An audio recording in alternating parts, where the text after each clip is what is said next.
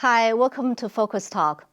On Friday, April 16th, 9 pro-democracy leaders in Hong Kong were sentenced for organizing and participating in a 2019 protest against the extradition bill. Meanwhile, Beijing approved major changes to Hong Kong's electoral system, effectively establishing near total control in choosing Hong Kong's leaders. The world is watching as Hong Kong rapidly losing its freedom and rule of law under the Chinese Communist Party. Today, we invite Emily Lau, former Hong Kong Democratic Party chairperson and legislator, to talk about the situation in Hong Kong.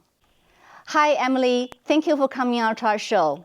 Hello, thank you. Let's first talk about this latest crackdown on Hong Kong. The sentencing. Among the 9, Jimmy Lai was given a 12-month, actually a 14-month sentence, and Lee Chao-yan, 14 months. Martin Lee, known as Hong Kong's father of democracy, was handed a suspended sentence of 11 months. Now, did you expect that they would actually be sentenced to jail terms for participating in the peaceful protest?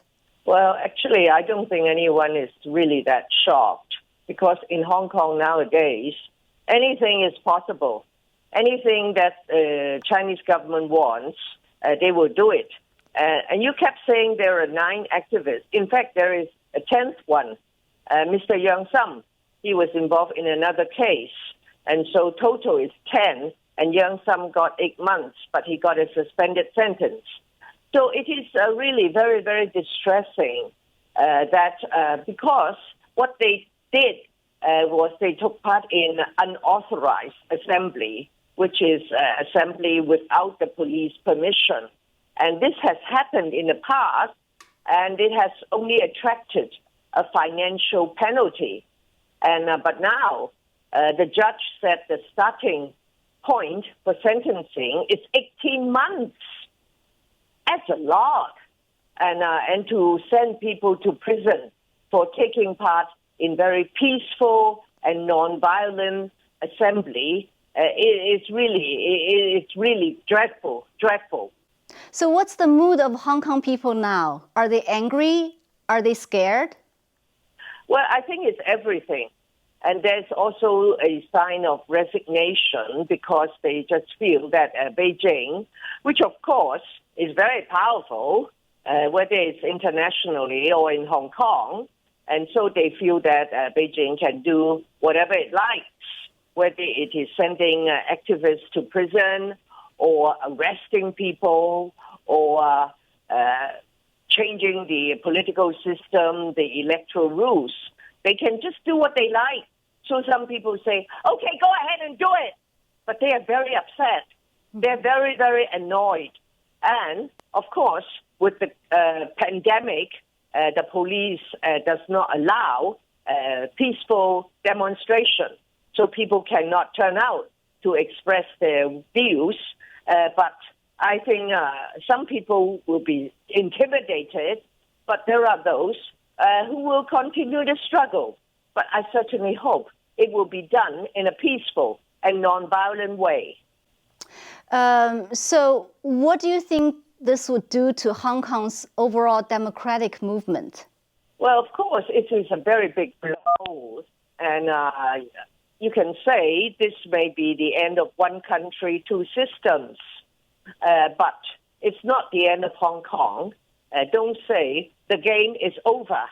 No, the people will continue to fight for what we believe in, and fight for the values that Beijing promised under the Sino-British Joint Declaration and the Basic Law. So these are the things that they promised, and we will fight to make them keep the promise. And of course, in the process, more people will be sacrificed. More people will be arrested and charged and thrown into jail. And but if you look around the world, in many places, people fight very hard for what they believe in, and some of them pay a very heavy price.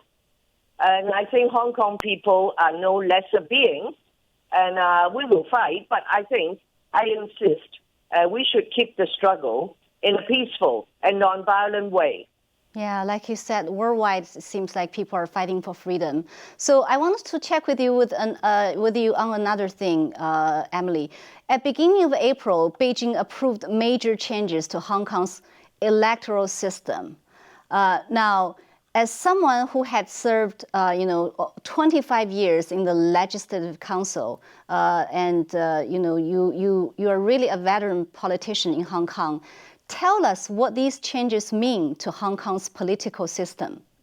Well, I think these changes will ensure that Beijing will have complete control over the system, over the people who are chosen to sit in the Legislative Council.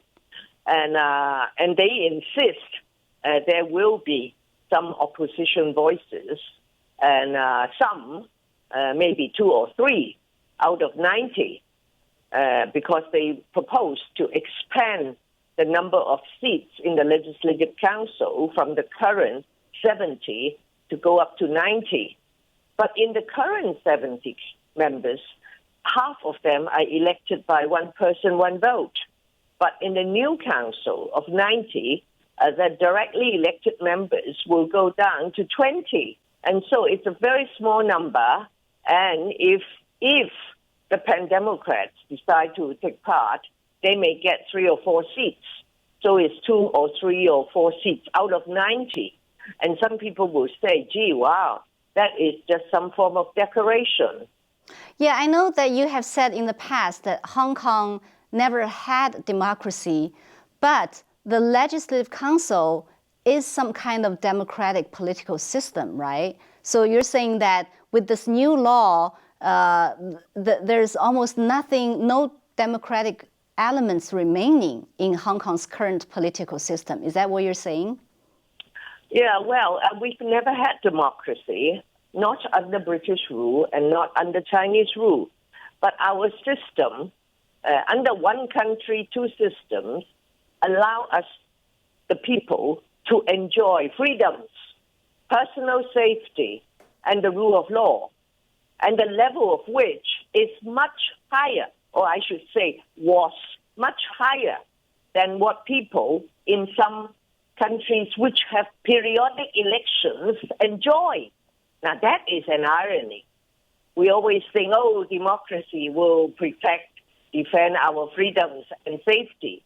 But there are many people living in countries which have periodic elections, but they were neither free nor safe as Hong Kong people. That is the thing. And one reason for the Hong Kong curiosity, this strange system, is that the executive authorities here, they listen to the courts. They have respect to the courts. Mm-hmm. So when the court said they have done something wrong, they will stop. They will rectify. And the courts are there to defend our freedoms. But if you look at what happened yesterday to the 10 activists, people will increasingly come to the conclusion that the courts are no longer, maybe, some say the independence of the judiciary is dead, and some say it is dying, and it's no longer there, no longer able to protect the people's freedom and personal safety. And that is very, very sad. Yeah. Well, just a year ago, we saw the CCP passed the national security law in Hong Kong. Since then, things seem to have rapidly gone south for Hong Kong. So did you expect the situation in Hong Kong to deteriorate so much, so quickly? Well, yes and no. But as I said, if Beijing wants to do something, they can do it. And they'll do it. And in Hong Kong, it's very difficult. We are so small. We are so tiny, small population. Some people will say we are just a pimple in the whole of China. So they can do what they like. But the people are very, very unhappy. People from all shapes and forms of political views, because our system, our safety, our freedoms are, sort of evaporating before our very eyes. Why do you think Beijing is making so many aggressive moves in recent months on Hong Kong? Well, they said publicly many times that they found the anti-government protests in the last few years totally intolerable, absolutely intolerable. So they were moved to do something. And of course, they must be very upset with the administration of Carrie Lam, because she and her officials and the pro-Beijing political parties did not do anything to deal with the problems in Hong Kong. I mean, everybody accepts that there are problems. Why is it there are so many protests and so on? But the Hong Kong government here did not do anything to resolve it. We have urged Carrie Lam to conduct dialogue, to conduct an independent judicial inquiry into the whole saga so as to let everybody calm down. But she refused, or Beijing would not let her, I don't know. So Beijing said, okay, since you are unable to govern Hong Kong, so let us do it. And of course, they decided to do it in a very, very tough way and did not consult the Hong Kong people. Yeah, so just this week, I read an article about a family, a Hong Kong family who fled to Mexico, and they're trying to seek asylum in the United States. The reporter interviewed the father and the son. Both of them actively participated in the 2019 protests. It was very touching, but also very sad. So do you see many people actually leaving Hong Kong nowadays? Yes, there are some, yes, especially with young families, because they want their children to have a safe and free future, which is, of course, totally understandable. And that's why we hope foreign countries, especially democratic, free, and safe countries, will have more friendly policies and so allow Hong Kong people to emigrate there. So is there do you see a pattern in terms of who is leaving? I guess in addition to normal, ordinary citizens, maybe there are some rich people, some capitals fleeing Hong Kong too.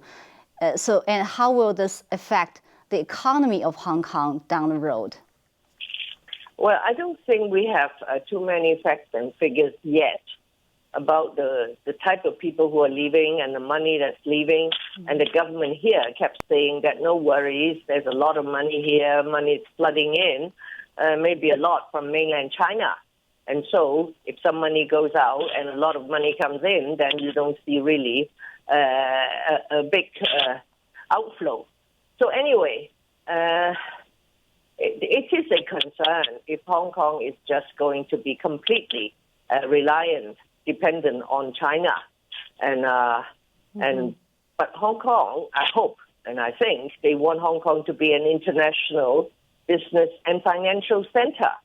So they have to do things to attract not just money, but international investors and people and their families to come and live and work in Hong Kong.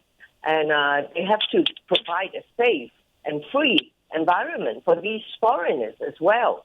So let us wait and see. Some of them feel that it's no problem.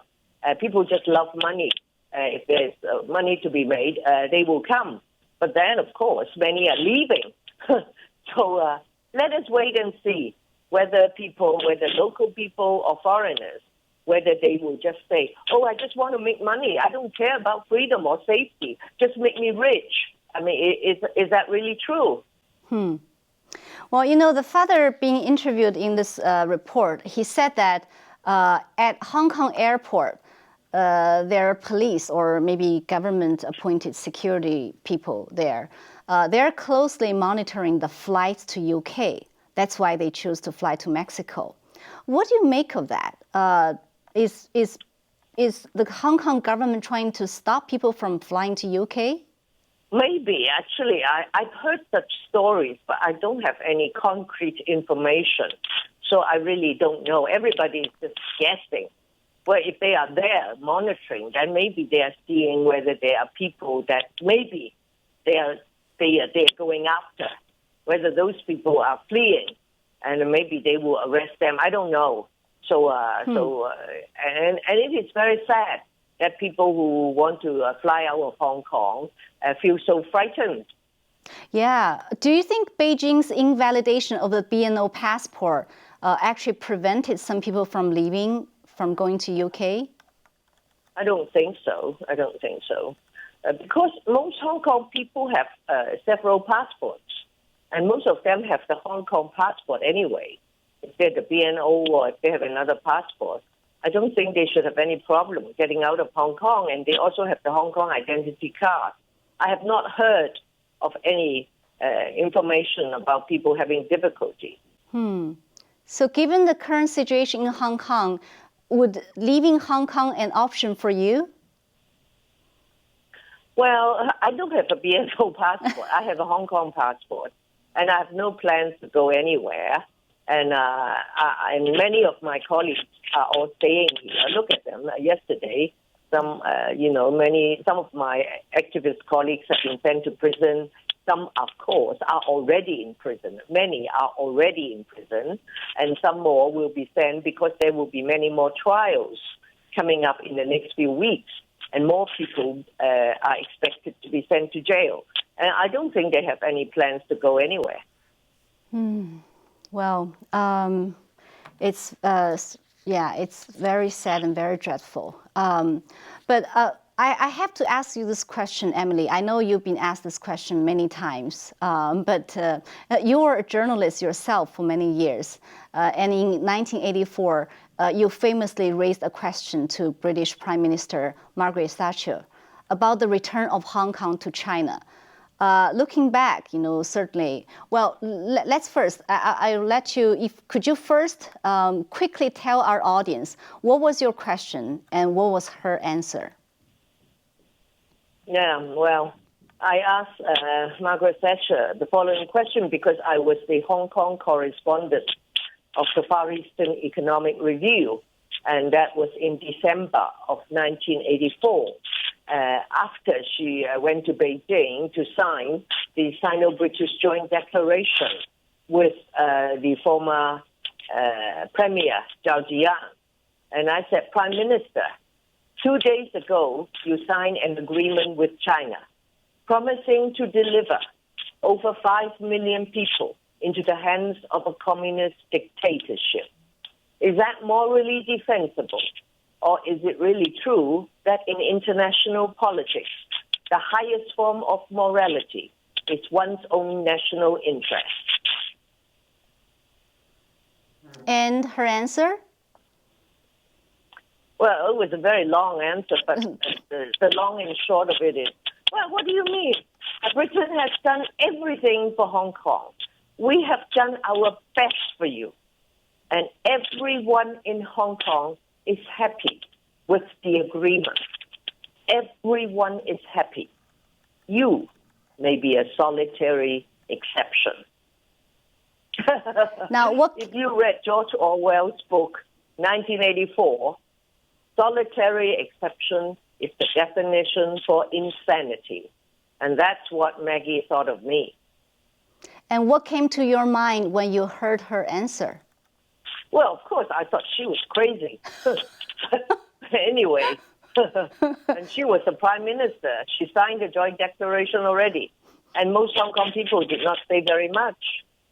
Looking back, I think many people will feel that you were right and Ms. Thatcher was wrong. So how now, given the situation in Hong Kong right now, when you think of what the question answer between you and her, how do you feel nowadays? Well, of course I'm right. And some people who look at this, the question and answer and say, oh, Emily, at that time, many people thought like Thatcher. They thought everything was going to be okay. And then, of course, they found out otherwise. But anyway... Yeah, why weren't you? Why weren't you find it okay? Well, because I know how the Communist Party behaved. So anyway, it's no point in saying, oh, yeah, I know it all, you are stupid. There's no point in saying that now. Mm-hmm. But I think it's good that finally the British government decided to open its door to people who hold the BNO passports. And there are also people who whose parents did not register for the BNO for them when they were young, because you have to do it before 97.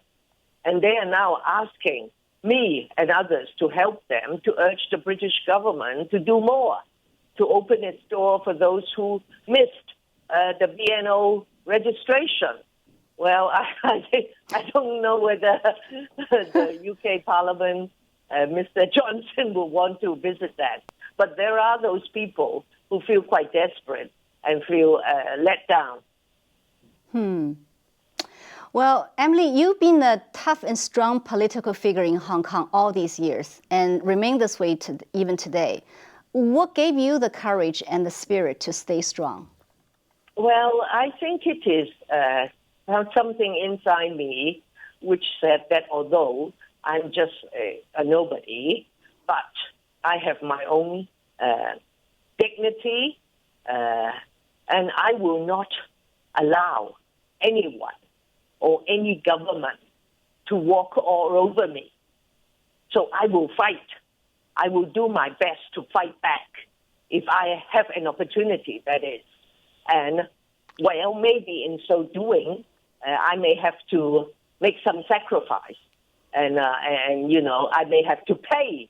But that's life, you do things, and sometimes you pay huge sacrifices. But if you look at human history, and there are many, many honorable people, brave people who've, lost their life, who've done a lot, make huge sacrifices to fight for their people, to fight for their country. And so I think this kind of story will continue long after we are gone.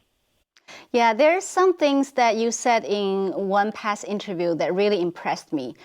You said that some business people and politicians in Western countries willingly forsake their values in order to make money in China. Yet you want neither fame nor money, so they cannot get you. So you said sometimes the problem may be with us, right? Maybe we need to look within. Indeed, yeah, and that's human nature. It's not a question of whether you are American or Chinese or British or French or Japanese or whatever. Because in human beings, there are weaknesses. And sometimes your opponents, your enemies, will like to take advantage of that and maximize it to their advantage. So if you allow people to get hold of your weakness and exploit it, then what can you say? So it could be a complex question, and it may be a very simple question. So let us ask ourselves, and we can ask our own political parties, our parliament, Congress, our government, and see whether they measure up. Yeah, the universal values, basic values and dignity on one hand, on the other hand, money or fame, which one worth more? But I certainly hope I certainly hope there are more people that values the former. But lastly, I just want to quickly ask you some question about the press situation in Hong Kong. You know, this Monday, the printing shop of the Hong Kong Epoch Times was attacked. Several intruders they just smashed the printing equipment there. Then we saw the Tai Kung Pao openly calling on the government, right, to close down Apple Daily. So what do these things tell you about the press situation in Hong Kong nowadays? Well, I think the press is under a lot of pressure. And the journalists will tell you that, many of their newspapers or TV stations or radio stations, their bosses are very scared and they want them to conduct self-censorship. They're afraid of getting arrested or being closed down. And some of the journalists have left Hong Kong. So it is a very grim picture and it is very sad. But as we all know, for the place to be free and safe, and one important aspect is a free press. They will help to preserve these things. And so when the authorities take action, they aim at the press too, to silence them. So it is very worrying. And the press are not the only one, of course. The education sector, whether it's the schools or the universities, they are also coming under tremendous pressure, and some politicians even suggested setting up a CCTV cameras in a classroom to monitor the teachers, which is really quite crazy. And that shows you how bad things are. And so the press is under, they are under a lot of pressure. I feel very sorry for them. But we still have some very brave journalists working there. But I think we all need to support them. And maybe, more and more news organizations may have to fold up. So do you think there's still some room for freedom of the press, given some independent press can still continue to survive and some Western media can continue to go into Hong Kong? Well, I think we all have to continue to fight for maximum space. And some of them, of course, take to the social media. So if they cannot have, be a mainstream media, then they use online, social media, unless that is also cracked down. So people are, I think they are resourceful. They want to use every means possible to defend their values. And the foreign media as well, they are also under pressure. So people just have to do it in a very wise and in a very intelligent and creative way. Yeah, wise, intelligent, and brave. So lastly, what do you think the international community could do to help? Well, I certainly hope that they will continue to, they come to Hong Kong. I hope they will come to Hong Kong, whether they are business people, whether they are intellectuals, or whether they are professionals. They come to Hong Kong to work here, to invest here, to do business here, and to live here, and of course to pay attention to the freedom and the safety here and to speak out. But maybe by saying this, I'm already, upsetting the powers that be, because they say I'm inviting foreign interference. So it is a, very vague line. When do you overstep the mark? So by talking to you, by referring to the foreign international press or the international community, are we breaching the law? Who knows? But anyway, so long as we profess to be an international city, then I hope the people will come here to work and to live here and to pay attention to what's happening here. Yep, it's certainly a very sad and dark period for Hong Kong. But thank you, Emily, for taking your time and to come on to our show and talking to us and speak about the real situation in China and in Hong Kong. I think the world needs to know it, and we really appreciate that. Okay, thank you. Bye-bye. Thank you. Bye. Well, thank you, everyone, for watching Focus Talk. We'll see you next time.